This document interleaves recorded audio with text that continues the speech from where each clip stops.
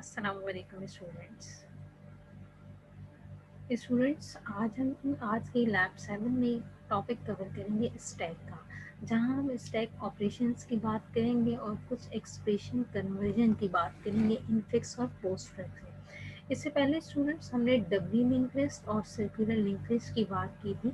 उससे पहले हमने सिंगल लिंक लिस्ट की बात की थी और उससे पहले हमने कुछ स्ट्रिंग ऑपरेशंस, सर्चिंग और सॉर्टिंग सीखी थी। आज हम सीखेंगे कि स्टैक ऑपरेशंस आप किस तरह से इम्प्लीमेंट कर सकते हैं। और स्टैक ऑपरेशंस स्टूडेंट्स आप न सिर्फ एरे के थ्रू बल्कि आप लिंक लिस्ट के थ्रू भी कर सकते हैं। इन लिंक लिस्ट और एरे के ऑपरेशंस में क्या डिफरेंस है इस पर भी बात करेंगे। और इसके अलावा स्टूडेंट्स हम इस पर भी बात करेंगे कि आपके पास एरे के स्टैक अगर मैं एरे से इम्प्लीमेंट करूं तो उसका क्या बेनिफिट है, और अगर लिंक लिस्ट से इम्प्लीमेंट करूं तो उसका क्या बेनिफिट है, इस पर बात करेंगे आज। स्टूडेंट सबसे पहले आपके पास स्टैक है क्या? स्टैक बेसिकली आपके पास लिस्ट ऑफ एलिमेंट्स होते हैं जो कि आपके पास एक एंड से इंसर्ट या फिर डिलीट किए जा सकते हैं। आपके पास सिर्फ एक ही ऐसा एंड होता है जहां से आप अपने एलिमेंट्स को इंसर्ट कर सकते हैं और डिलीट कर सकते हैं, और वो आपके पास एंड कौन सा होता है? Top of the stack. इसका मतलब ये हुआ स्टूडेंट्स कि अगर मुझे कोई भी एलिमेंट्स रिमूव करना है तो मुझे सबसे पहले जो मैंने लास्ट एलिमेंट इंसर्ट किया है उसे रिमूव करना होगा। इसीलिए यहाँ पे स्टूडेंट्स मेंशन है reverse order of that in which they were inserted into the stack. जिस ऑर्डर में आपके पास इंसर्ट हुआ है उसके अपोजिट यानी कि रिवर्स ऑर्डर में आपके पास वो रिमूव होगा। अगर मैं इस पिक्चर के थ्रू बात करूं तो आप देखें पिक्चर के अंदर सबसे पहले एक एम्प्टी स्टैक है, देन आपने एक एलिमेंट इंसर्ट किया जो कि आपके पास स्टैक की टर्मिनोलॉजी में पुश कहलाता है। पुश का मतलब ये हुआ आप स्टैक के अंदर कोई एलिमेंट इंसर्ट करने जा रहे हैं। और अगर मैं बात करूं कि आपने एक एलिमेंट ये 1 पुश किया, देन आपने यहाँ पे 2 पुश किया। अगर मैं बात करूं कि मुझे रिमूव करना है तो आप स्टैक के अंदर जो स्पेशल टर्मिनोलॉजी का इस्तेमाल होता है वो आपके पास कहलाता है पॉप का कीवर्ड। पॉप का मतलब ये हुआ आप स्टैक से किसी एलिमेंट को रिमूव कर रहे हैं। तो स्टूडेंट्स की देखें कि अगर आपने 1 के बाद 2 इंसर्ट किया तो सबसे पहले आप 2 को पॉप करेंगे, देन आप 1 को पॉप कर सकेंगे। अगर आपने 1 को पहले पॉप किया तो ये पॉसिबिलिटी नहीं है, क्योंकि सबसे पहले आपके पास ये जो प्रोसीजर है वो आपके पास लीफो का प्रोसीजर कहलाता है। लास्ट इन फर्स्ट आउट, जो सबसे पहले जाएगा, जो सबसे लास्ट में इन होगा वो सबसे पहले आपके पास आउट होगा या फिर पॉप होगा। तो इसी तरह से आपके पास ये 2 एलिमेंट आपने इंसर्ट किए, जब आप पॉप करने गए तो आपने सबसे पहले 2 बाहर आया, देन आपके पास 1 बाहर आएगा। The operation of adding or pushing an item onto a stack and the operation of removing यानी कि popping an item from a stack may be implemented by the following procedure called push and pop के through आप इसको implement कर सकते हैं।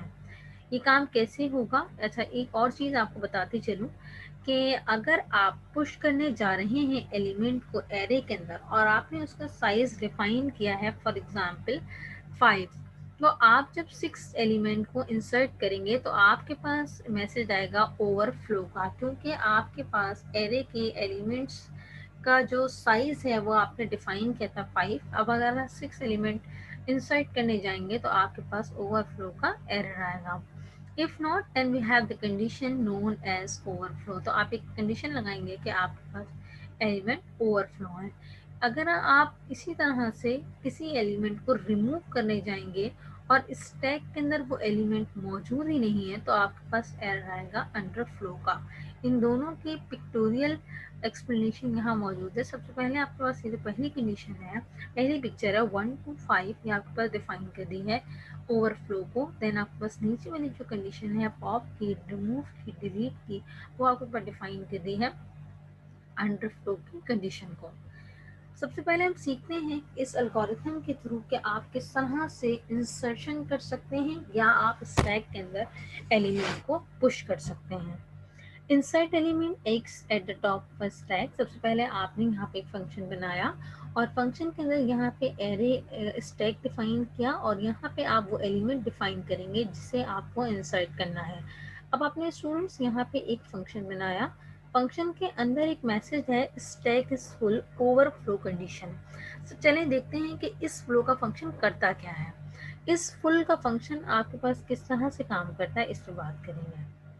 यहाँ मेरे पास डिफाइन है इस फुल का फंक्शन। ये किस तरह से चेक करेगा अगर आपके पास टॉप जो है वो बराबर है किसके, साइज माइनस वन के। स्टूडेंट्स इसका मतलब ये हुआ कि अगर मैं ये कहूँ कि मैं यहाँ पे आपको लिख के भी दिखा देती हूँ।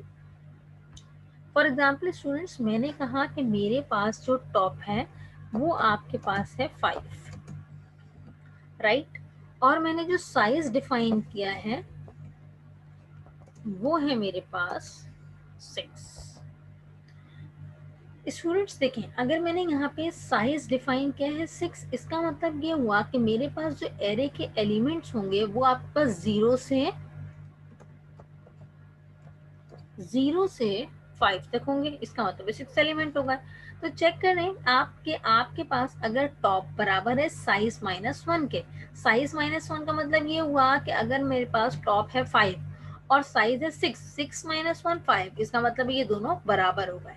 जैसे ही आपके पास ये दोनों बराबर होंगे तो आपके पास रिटर्न होगा ट्रू। ट्रू का मतलब ये हुआ स्टूडेंट्स कि आपके पास यहाँ पे जो मैसेज आएगा वो आपके पास क्या मैसेज होगा, stack is full overflow condition. यानी आपके पास अगर आप नया एलिमेंट इंसर्ट करने जा रहे हैं तो क्योंकि साइज डिफाइन है 6 और टॉप है 5, तो 0 से 5 का मतलब ये हुआ कि आपके पास 6 एलिमेंट डिफाइन है। और अगर आपके पास 6 एलिमेंट डिफाइन है इसका मतलब है आपके पास नया एलिमेंट इंसर्ट करने का स्पेस नहीं है। अगर स्टूडेंट्स ये कंडीशन होती है फॉल्स, फॉल्स का मतलब ये हुआ स्टूडेंट्स कि आपके पास यहाँ पर आएगा इसके एल्स पर। जैसे ही वो इसके एल्स पे आएगा तो आपके पास कहेगा कि क्योंकि मैंने आपसे ये कहा था कि आपके पास जो स्टैक के अंदर एलिमेंट इंसर्ट होते हैं वो लास्ट, आपके पास जो भी लास्ट स्पेस होता है उसमें इंसर्ट होते हैं, यानी कि टॉप ऑफ द स्टैक पर। तो आपने फॉर एग्जाम्पल स्टूडेंट्स यहाँ पे इसका साइज था 6 या 2 साइज था, तो आपने पहला एलिमेंट मौजूद था इसके अंदर ऑलरेडी, अब आपको 2 3 इंसर्ट करना था और 2 भी आपके पास मौजूद था। अगर आपको 3 इंसर्ट करना था तो ये कहेगा top equals to top plus 1। इस वक्त आपके पास टॉप यहाँ पे डिफाइन था क्या 2, सॉरी आपके पास 0 है 1 है, तो टॉप आपके पास डिफाइन था 1। आपने क्या किया 1 प्लस 1 2, यानी आपने कहा कि इंडेक्स 2 पे इंसर्ट कर दो नया आने वाला एलिमेंट। तो आपने टॉप को अपडेट किया और नया एलिमेंट आपने टॉप पर लाके पुश कर दिया या इंसर्ट कर दिया। तो ये हो गई आपके पास पुश के आप फंक्शन कैसे काम करता है, इस बात हो गई। अब हम बात करेंगे कि एलिमेंट को आप स्टैक से किस तरह से रिमूव कर सकते हैं या फिर आप कैसे पॉप कर सकते हैं। सबसे पहले हमने यहाँ पे वो स्टैक डिफाइन कर दिया जिसमें आपके पास एलिमेंट मौजूद है। अब सबसे पहले आपके पास एक फंक्शन चलेगा और चेक करेगा कहीं ऐसा तो नहीं है कि आपके पास एलिमेंट्स मौजूद ही ना हो, यानी स्टैक आपके पास एम्प्टी हो। तो आप चेक करते हैं कि इस एम्प्टी का फंक्शन कैसे काम करता है। स्टूडेंट्स आपको याद होगा जब हम एरे की बात करते थे तो हम कहते थे कि अगर आपके पास -1 है इसका मतलब है एरे के अंदर कोई एलिमेंट मौजूद नहीं है, अगर रिटर्न -1 होता है। बिल्कुल इसी तरह लिखा है कि अगर आपके पास टॉप बराबर है -1 के, अगर वो बराबर है -1 के इसका मतलब है मेरे पास है स्टैक के अंदर कोई एलिमेंट मौजूद नहीं है। और यहाँ से हो जाएगा रिटर्न ट्रू। जैसे रिटर्न ट्रू होगा तो मैसेज आ जाएगा stack is empty underflow condition. अगर आपके पास ऐसा नहीं है कि टॉप -1 के बराबर नहीं है तो रिटर्न होगा फॉल्स और आपके पास इस एल्स पे जाएगा और एल्स में जाने के बाद क्या करेगा, टॉप को अपडेट कर देगा, टॉप -1 करेगा। फॉर एग्जाम्पल मैं आपको इसी की एग्जाम्पल दूं जो मैंने आपको बताई थी कि अगर मुझे 2 एलिमेंट यहाँ पे इंसर्ट हुए हुए थे, ऑलरेडी थर्ड इंसर्ट करना था, इसका मतलब है अब वो इस सिचुएशन में है जहां पर आपके पास 3 एलिमेंट मौजूद है। सॉरी मैंने आपसे कहा था 2 एलिमेंट मौजूद है। अब आपके पास ये 2 एलिमेंट ऑलरेडी इंसर्ट हुए हुए थे, अब आपको थर्ड को पॉप करना था। तो 3 एलिमेंट यहाँ फॉर एग्जाम्पल 3 एलिमेंट थे और 3 में से थर्ड को आपने बाहर निकालना था, यानी डिलीट करना था। तो आपने क्या कहा कि टॉप में से माइनस कर दें टॉप -1। इस वक्त अगर मैं इसकी बात करूं तो 0, 1 और 2, यहाँ पे आपके पास लिखा हुआ था 2, 2 - 1 1। इसका मतलब ये हुआ कि आपके पास अब जो नया टॉप की वैल्यू आ गई वो हो गई 1। 1 का मतलब ये हुआ 0 और 1। अब आपके पास सिर्फ 2 एलिमेंट मौजूद हैं और ये 3 रिमूव हो चुका है। इस तरह से आपके पास काम करेगा पॉप का फंक्शन। पुश एंड पॉप की बात हो गई। इसके बाद आपके पास एक और फंक्शन है, वो आपके पास किस तरह से काम करेगा कि आप टॉप के एलिमेंट को किस तरह से आप स्टैक से एक्सेस कर सकते हैं। तो आप एक टॉप एलिमेंट का आपने एक फंक्शन बनाया और उसके अंदर आपने रिटर्न करवा दिया स्टैक टॉप। तो आपने स्टैक जो डिफाइन किया था उसके अंदर टॉप में आपने यहाँ पे जो लिखा, उससे क्या होगा, आपके पास स्टैक का पहला एलिमेंट जो लास्ट में आपने इंसर्ट किया है वो आपके पास आ जाएगा।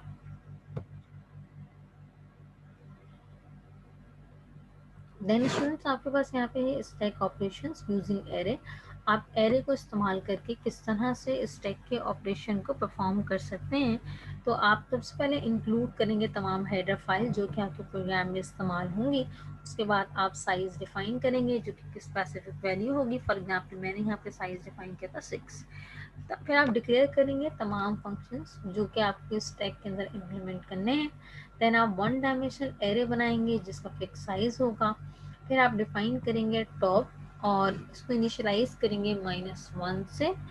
और उसके बाद मेन मेथड बनाएंगे जिसमें आप डिस्प्ले कराएंगे तमाम ऑपरेशंस को और उनको एक स्पेसिफिक फंक्शन से कॉल करके आप उनके ऑपरेशन परफॉर्म करके देख सकते हैं। इसका कोड मैं आपको दिखा देती हूँ। ये स्टूडेंट्स मेरे पास यहाँ पे कोड मौजूद है यूजिंग एरे। सबसे पहले आपने तमाम हेडर फाइल्स को ऐड किया और इसके बाद आपने, एक सेकेंड, ये आपके पास जो है वो मैं दिखा देती हूँ। ये आपके पास स्टूडेंट्स एक टेम्पलेट के थ्रू वर्किंग हुई है यहाँ पे। और यहाँ पे आपने एक क्लास डिफाइन की, देन आपने फंक्शंस डिफाइन किए। पी का आपके पास क्या करता है, पॉप है, पुश है, स्टैक है, एक एरे आपने बनाया। देन आपने टॉप यहाँ पे डिफाइन किया। ये आपके पास एक हेडर फाइल है। देन आपने एक सीपीपी की फाइल बनाई, उसमें मैंने आपसे ये यहाँ लिखा था कि आप टॉप को इनिशियलाइज करेंगे -1 से। तो यहाँ आपने -1 से इनिशियलाइज किया और तमाम चीज़ें एरे डिफाइन किया, एक आपने स्टैक डिफाइन किया और कुछ कंडीशंस आपने मार्क की। उसके बाद आपने यहाँ पे अगर आपके पास फंक्शन के अंदर इंसर्शन कैसे होगी आपने ये चीज़ बताई। देन आपने ओवरफ्लो का एरर बताया कि ओवरफ्लो का एरर कब आएगा। इसी तरह से आपने अंडरफ्लो की बात की। और ये तमाम काम करने के बाद आपने एक ड्राइवर डॉट सीपीपी की फाइल बनाई, या फिर कहना चाहिए मेन मेन्यू, जिसके अंदर आपने 2 इंटीजर वैल्यूज़ रखी थी, 2 कैरेक्टर वैल्यूज़, उनको आपने पुश करवाया। देन आपने पॉप करवाया, साइज फाइंड आउट किया, पीक यानी कि टॉप की वैल्यू आपने फाइंड आउट करी। राइट, ये तमाम चीज़ें आप ऑपरेशन इस तरह से इस एरे के थ्रू डिफाइन करके देख सकते हैं। इसके बाद बात करते हैं students stack using link list. अगर मैं बात करूँ स्टैक को यूजिंग लिंक लिस्ट आपके पास किस तरह से हो सकता है कि अगर मैं स्टूडेंट्स बात करूँ लिंक लिस्ट और एरे की डिफरेंस की, तो आप एरे के अंदर स्पेसिफिक ये डिफाइन कर देते हैं स्टार्ट में कि आपके पास डेटा का साइज ये है। फॉर एग्जाम्पल डेटा का साइज 6 है। लेकिन अगर आपके पास ऐसी सिचुएशन हो जहां आपके पास डेटा का साइज आपको नहीं पता हो, तो आपके पास वहां पे एरे की इम्प्लीमेंटेशन फेल हो जाती है। फिर आपके पास जो बेस्ट ऑप्शन होता है वो आपके पास ये होता है कि आप स्टैक को लिंक लिस्ट के थ्रू इम्प्लीमेंट करें जहां आप unlimited number of values define कर सकते हैं। स्टैक की इम्प्लीमेंटेशन लिंक लिस्ट के थ्रू किस तरह से हो सकती है, इसकी भी तमाम चीज़ें आपके पास स्टेप बाय स्टेप डिफाइन है। यहाँ से आप पढ़ें। Include all the header file which are use in the program and declare all the user defined function, define a node class with 2 members, data and next, define a node pointer top in linked list class and set it to null। Then आपने क्या करना होगा, step 4 के अंदर define करना होगा insertion और deletion stack के अंदर, जो कि आपका स्लीप हो का मेथड कहलाता है last in first out. Insert first method होगा, डिलीट फर्स्ट मेथड होगा। इम्प्लीमेंट करना होगा main method by displaying menu with list of operations and make suitable functions call in the main method. ये तमाम चीज़ें आपके पास यहाँ पर होंगी। इसकी इम्प्लीमेंटेशन भी मैं आपको दिखा देती हूँ। इस तरह से स्टूडेंट्स आपके पास यहाँ पे होगा। सबसे पहले आप नोड डिफाइन करेंगे, देन आपके पास यहाँ पे वेरिएबल्स होंगे, देन नेक्स्ट नोड के लिए आप एक और यहाँ फंक्शन बनाएंगे। फिर नोड डॉट सीपीपी की फाइल होगी, इसके अंदर आप इस तरह से आप डिफाइन करेंगे कि आपने इनिशलाइज करेंगे अपने डेटा मेंबर्स को।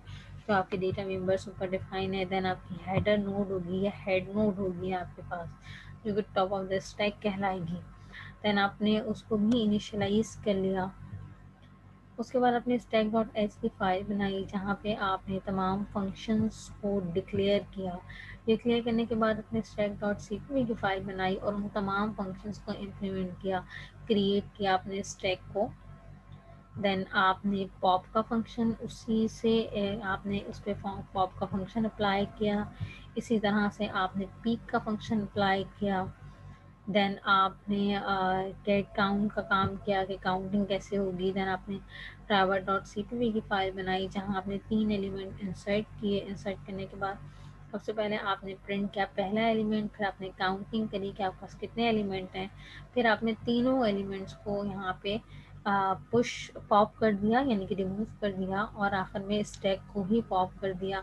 आपने गेट काउंट करा तो आपके पास यकीनन आप देखेंगे आपका स्टैक में 0 एंड कोई भी एलिमेंट मौजूद नहीं होगा। इस तरह से आपकी इम्प्लीमेंटेशन होगी स्टैक की using link list.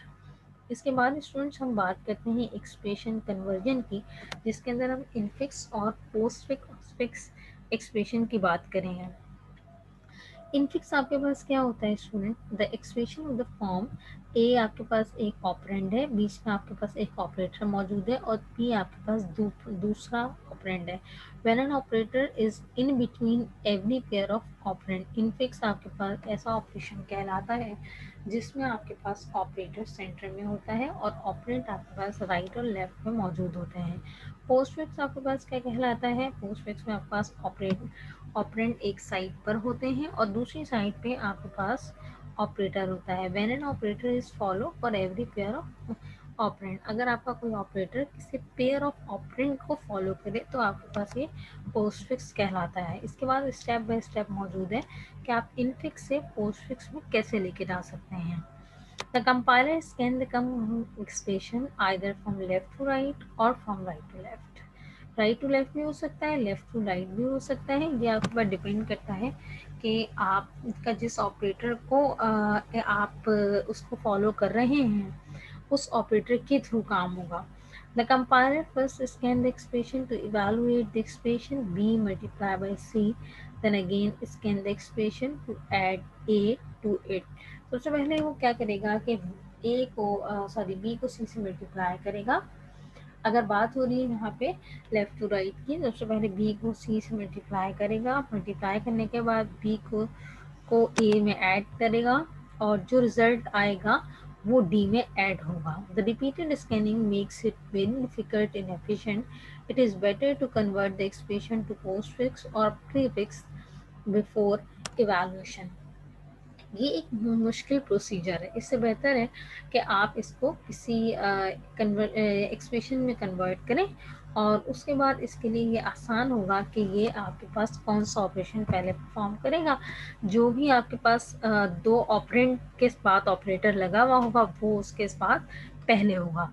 The corresponding expression in post fix form is, देखें मैंने आपसे कहा था बी सी से मल्टीप्लाई होगा, इसका मतलब ये हुआ कि आपके पास बी और सी एक साथ लिखे होंगे और उसके बाद आपके पास यहाँ मल्टीप्लाई। इसका मतलब है मल्टीप्लाई का साइन इसके साथ है, सी और बी या बी और सी पहले मल्टीप्लाई होंगे, जो रिजल्ट आएगा उसके साथ ए के साथ फॉर एग्जाम्पल यहाँ पे एक वैल्यू होगी 42 फॉर एग्जाम्पल, तो ए के साथ 42 मौजूद है और उसके साथ जो साइन है वो है प्लस, यानी ए और जो भी यहाँ पे बी और सी मल्टीप्लाई हो क्या है वो ऐड होगा। जब वो ऐड होगा तो एक नई वैल्यू आ जाएगी। जब एक नई वैल्यू आ जाएगी तो आपके पास इसका मतलब वो वैल्यू और डी मौजूद है। इसका मतलब है कि उसके पास एक्सप्रेशन है प्लस, यानी कि वो दोनों ऐड होंगे। The postfix expression can be evaluated easily using a stack. Then आपके पास इसका भी एल्गोरिथम मौजूद है जिसको आप स्टेप बाय स्टेप पढ़ें। Read the element from the input, if it is an operand printed, if it is an opening parenthesis push it on the stack, if it is an operator then आपने ये तमाम चीज़ें, ये तमाम step follow करने हैं। If closing parenthesis pop operator from stack and output then until opening parenthesis is encountered, pop and discard the opening parenthesis. If there are more elements in input, go to step 1। इसी तरह से आपने इस algorithm को follow करना होगा। Then आपके पास students implement करनी है, आपको इम्प्लीमेंट करना है स्टैक को एरे से तमाम फंक्शंस बनाने हैं। इसी तरह आपको इम्प्लीमेंट करना है स्टैक यूजिंग लिंक लिस्ट, उसके तमाम प्रॉपर फंक्शन बनाने हैं। मैंने आपको दिखा भी दिया कि किस तरह से इम्प्लीमेंटेशन होती है। फिर आपको एक ऐसा प्रोग्राम बनाना है जो कि इनफिक्स से पोस्ट फिक्स को कन्वर्ट कर दे आपके किसी भी एक्सप्रेशन को यूजिंग स्टैक। आज के लिए आप यहाँ पर स्टूडेंट्स एंड हुई जिसमें हमने स्टैक की बात की। नेक्स्ट क्लास में हम बात करेंगे क्यू की, क्यू किस तरह से काम करता है, उसकी ऑपरेशंस किस तरह से परफॉर्म होते हैं। Thank you for watching students. अल्लाह हाफिज़।